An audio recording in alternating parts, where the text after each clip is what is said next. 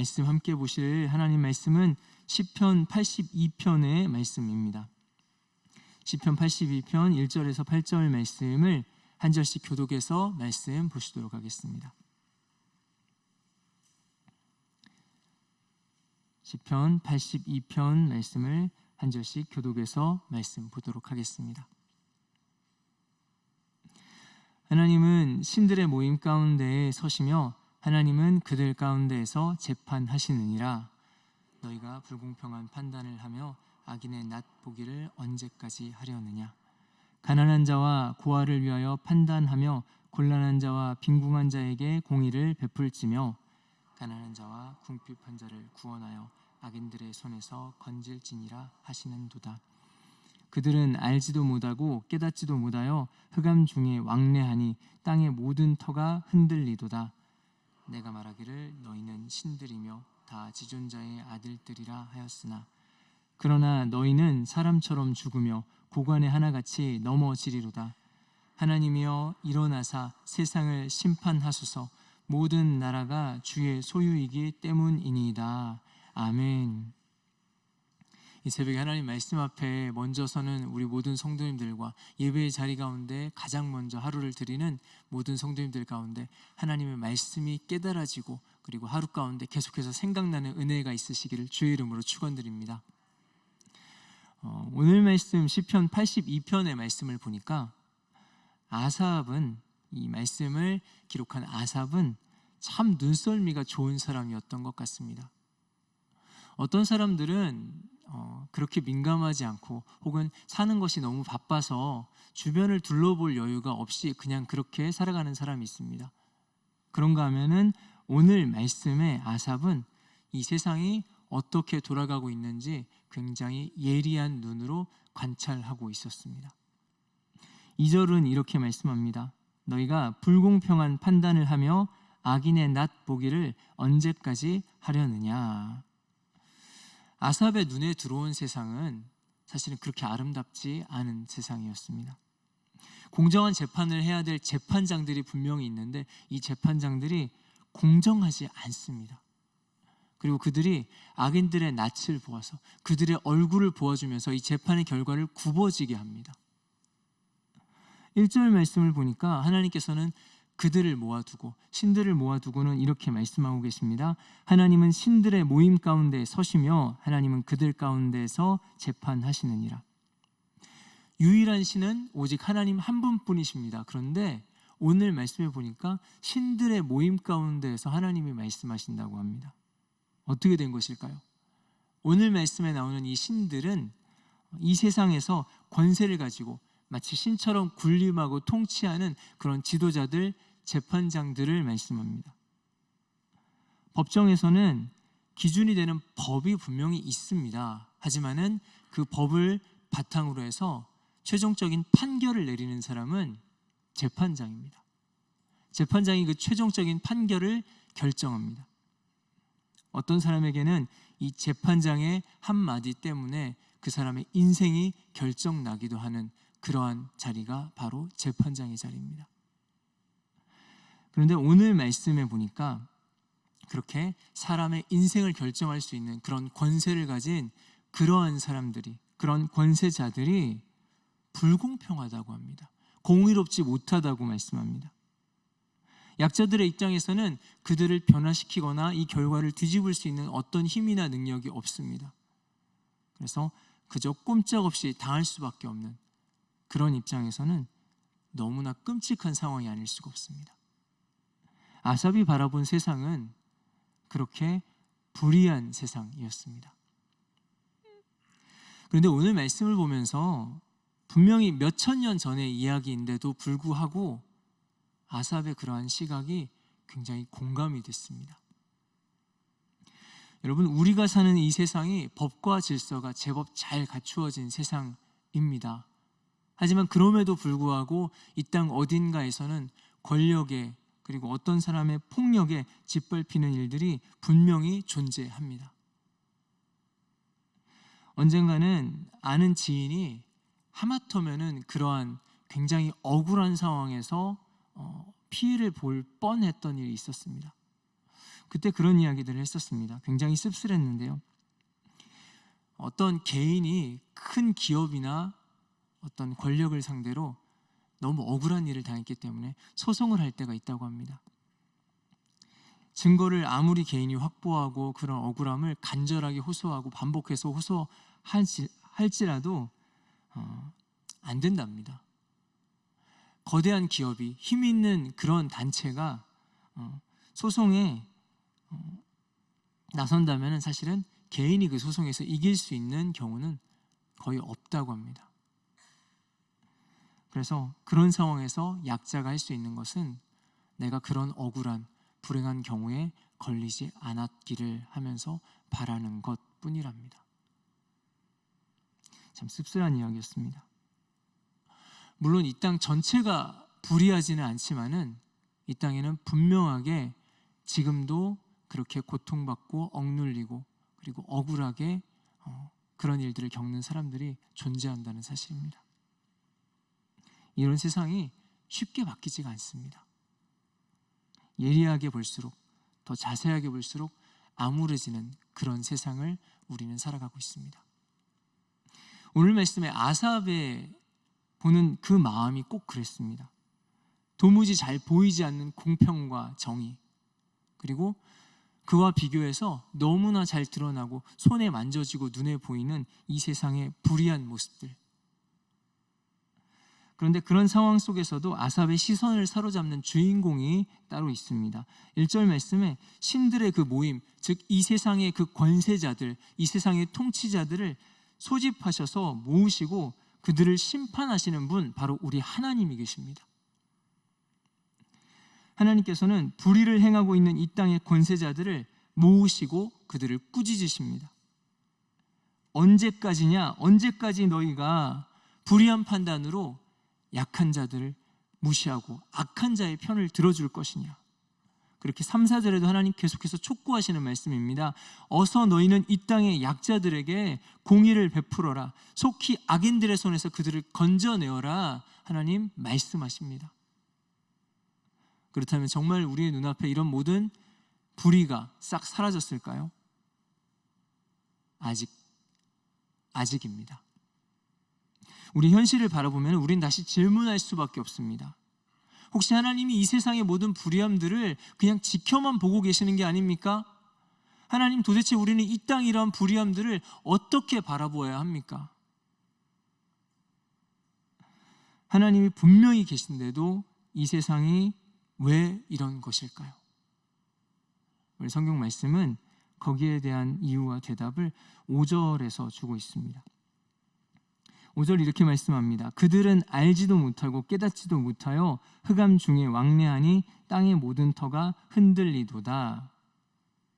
이 땅이 이렇게 여전히 불의한 이유는 이 땅의 권세자들이, 하나님께서 이 땅을 공의를 바로 세우라고 맡기신 그 사람들이 하나님의 뜻을 알지 못해서, 하나님의 뜻을 깨닫지 못해서라고 말씀합니다. 그렇게 알지도 못하고 깨닫지도 못하기 때문에 이 땅에 불의가 만연하게 됩니다. 그리고 공의가 바로 세워지지 않습니다. 그때 어떤 일이 벌어질까요? 성경은 이렇게 말씀합니다.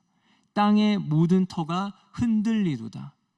새 번역에는 이렇게 번역하고 있습니다. 땅의 기초가 송두리째 흔들린다 라고 말씀합니다. 하나님께서는 공의를 절대로 흔들리지 말아야 할 이 세상의 기초로, 이 땅의 기초로 세우셨습니다. 또한 시편 89편에는 이렇게 말씀합니다. 의와 공의가 주의 보좌의 기초라. 여러분, 의와 공의가 하나님의 보좌의 기초라고 말씀하십니다. 공의는 우리 하나님께 그렇게 중요한 것입니다. 공의는 곧 우리 하나님의 성품이십니다. 그렇다면은 과연 우리 하나님이 이 공의를 그냥 계속 두고 보실까요? 아니요. 우리 하나님은 분명히 공의를 세우시는 하나님이신 줄 믿습니다. 이어지는 6절 말씀에는 공의를 세우라고 하나님께서 부르시는 그 권세자들, 이 지도자들의 정체를 보여주고 있습니다. 6절 이렇게 말씀합니다.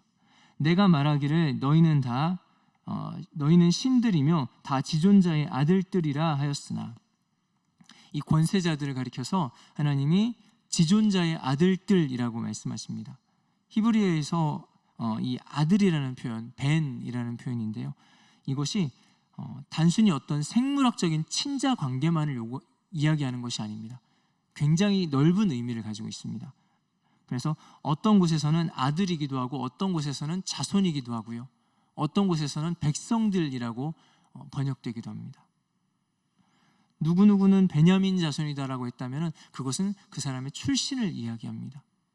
창세기 6장 같은 경우에는 하나님의 아들들이 사람의 딸들을 사랑했다라고 표현할 때는 이 하나님의 아들들은 하나님의 백성들, 하나님께로부터 나온 자들을 뜻하는 그들의 소속을 표현하는 말이기도 합니다. 다양한 경우들이 있지만은 공통적으로 이 아들이라는 표현들은 그 출신이나 그 뿌리를 드러내는 그러한 표현입니다. 그렇다면 오늘 말씀의 이 권세자들이 지존자의 아들, 지극히 높으신 분의 아들이라고 표현되어 있습니다. 그들이 하나님께로부터 나온 자들이라는 것입니다. 지극히 높으신 하나님께로부터 부름받았고 보냄받았다는 그런 자들이라는 것입니다. 그렇다면 이들의 권세가 어디에서 나온지가 분명해집니다. 여러분, 하나님이 주신 물질을 하나님의 뜻대로 사용하는 것을 우리는 청직이라고 얘기합니다. 하나님께서 그것을 맡기셨기 때문에 하나님 뜻대로 사용하는 것, 그런 물질의 청지기가 있다면 여러분, 권세의 청지기도 있습니다. 하나님께서 맡기신 그 권세를 사용해서 이 땅에 하나님의 공의를 드러내고 이루어가는, 그렇게 하나님이 맡기신 권세를 사용하는 권세의 청지기입니다. 그런 의미에서 로마서는 말씀하고 있습니다. 각 사람은 위에 있는 권세들에게 복종하라. 권세는 하나님으로부터 나지 않음이 없나니 모든 권세는 다 하나님께서 정하신 바라. 여러분, 이 말씀을 오해하는 경우가 가끔 있는데요, 무조건 복종해라라는 의미보다 말씀의 초점은 이 권세가 어디로부터 나오는가입니다. 이 권세의 출처가 우리 하나님이시라는 것입니다. 권세는 하나님께로부터 나옵니다. 그렇다면은 그렇게 하나님이 맡기신 부분에 대해서는 우리 하나님께서 분명하게 판단하고 심판하십니다. 그것이 청지기입니다. 우리 하나님께서는 하나님이 그 맡기신 그 권세자들을 결코 그냥 내버려 두시지 않으시고, 하나님께서는 그 권세를 가지고 행한 부분에 대해서 분명하게 심판하신다는 것입니다. 그래서 7절 말씀에는 하나님이 주신 이 권세를 바로 사용하지 못한 자들에 대해서 이들이 존귀하게 부름받았을지라도 그저 죽어버리고 쓰러져 버리고 만다고 말씀합니다. 그렇게 우리 하나님께서는 하나님의 공의를 이루고야 마시는 하나님이십니다. 어쩌면 이 땅을 살아가다 보면 우리도 그렇게 공의롭지 못한 불의한 상황과 환경을 바라보면서 분노할 때가 있을지도 모릅니다. 그렇게 분노하다가 어느 순간에 아무리 애써도 소용없구나라고 느껴지면은 그냥 낙심할 수도 있습니다. 하지만 여러분, 꼭 기억하시기 바랍니다. 우리 하나님이 결코 그냥 내버려 두시지 않습니다. 하나님께서는 공의로 이 땅을 세우셨습니다. 그리고 동일하게 하나님의 그 공의를 이루시고 말 것입니다. 우리 하나님 그런 하나님이십니다. 정의와 공평이 그만큼 하나님께 중요한 문제입니다. 지금 우리 눈에 보이는 불의한 세상, 불의한 권세들이 있다면은 아직인 것입니다. 그 권세를 맡기신 하나님께서는 분명히 심판하실 것입니다. 그래서 데살로니가후서 3장에 이렇게 말씀합니다. 형제들아, 너희는 선을 행하다가 낙심하지 말라. 우리가 하나님 뜻대로 살아가려다가 때로는 힘이 빠지고 낙심될 때 불의한 이 땅을 바라볼 것이 아니라 바로 그때에 우리는 하나님이 어떤 분이신가 돌아봐야 할 줄 믿습니다. 바로 그때가 참된 재판장 되시는 우리 하나님을 기억할 때입니다. 우리가 그렇게 재판장 되시는 하나님을 기억하게 될 때, 우리가 그 하나님의 심판을 신뢰하게 될 때 우리의 태도가 변하게 됩니다. 우리의 태도가 달라집니다.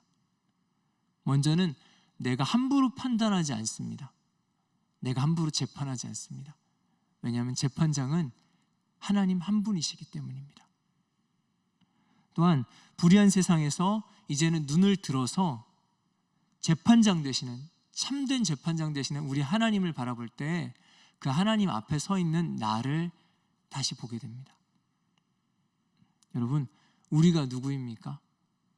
우리가 누구일까요? 우리야말로 하나님의 아들들, 하나님께로부터 보내심을 받은 자들입니다. 하나님께서는 우리를 왕같은 제사장이라고 말씀하시고 거룩한 나라라고 말씀하시고 우리를 다스리라고 부르신 자들입니다. 그렇다면 우리는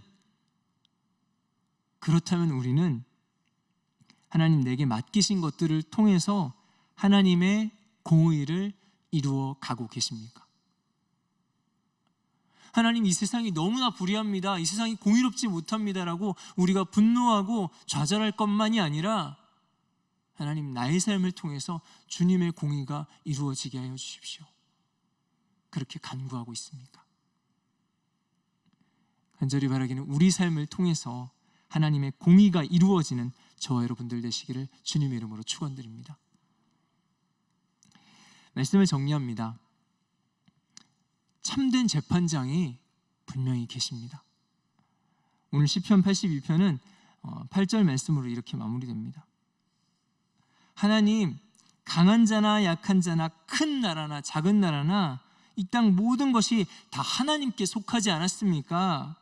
그러니 하나님 일어나소서, 하나님 일어나셔서 심판해 주십시오. 여러분, 그때나 지금이나 사실은 크게 달라지지 않았습니다. 우리가 사는 이 세상은 여전히 온전치 않고 불의가 곳곳에 있습니다. 세상의 불의 앞에서 짓밟히게 될 때 그 어떤 누가 평안할 수 있을까요? 그런데 오늘 아삽의 고백은 바로 그런 고백입니다. 아삽은 바로 그런 상황과 환경 가운데서 시편 82편을 고백했습니다. 그래서 오늘 시편 말씀은 하나님, 나를 불의에서 건져주십시오 하는 그런 간구인 동시에 그럼에도 불구하고 내가 하나님의 심판, 하나님의 공의를 신뢰하겠습니다라는 그런 신앙의 고백입니다. 아직입니까? 하나님 아직입니까? 그렇게 하나님께 물어보면서 이런 세상의 불의함 앞에서 믿음의 사람들의 이 찬양의 고백을 얼마나 수없이 반복하고 또 반복해야 했을까요? 시편 82편은 아직 불의한 세상을 살아가는 저와 여러분들에게 주시는 하나님의 처방전입니다. 분명히 우리 하나님은 하나님의 공의를 이루실 것입니다. 세상의 권세들을 심판하실 것입니다. 여러분, 참된 재판장이 분명히 계십니다. 하나님 주시는 이 말씀에 이 간구와 고백들이 저와 여러분의 고백 되기를 원합니다. 불의한 세상 가운데서도 하나님의 이 공의를 신뢰하고 또한 하나님을 신뢰하고 주님 앞에 굳게 서고 흔들리지 아니하는 저 여러분들 되시기를 주님의 이름으로 축원드립니다. 함께 기도하겠습니다. 우리 함께 기도하실 때 말씀 붙잡고 이렇게 기도했으면 좋겠습니다. 하나님, 불의한 세상만 바라보는 것이 아니라 참되신 재판장이신 하나님 바라보게 하여 주시옵소서. 하나님의 공의를 신뢰하는 그 믿음의 싸움을 하나님 끝까지 포기하지 않게 하여 주시옵소서. 기도하겠습니다. 또한 하나님, 우리의 삶이 참되신 하나님, 그 재판장 되신 하나님 앞에서 살아가는 그런 삶 되게 하여 주시옵소서. 우리 함께 기도하겠습니다. 또한 각자의 기도의 제목을 가지고 또한 우리 그렇게 간절하게 중보하며 기도하도록 하겠습니다. 주여 한번 부르짖고 기도하도록 하겠습니다.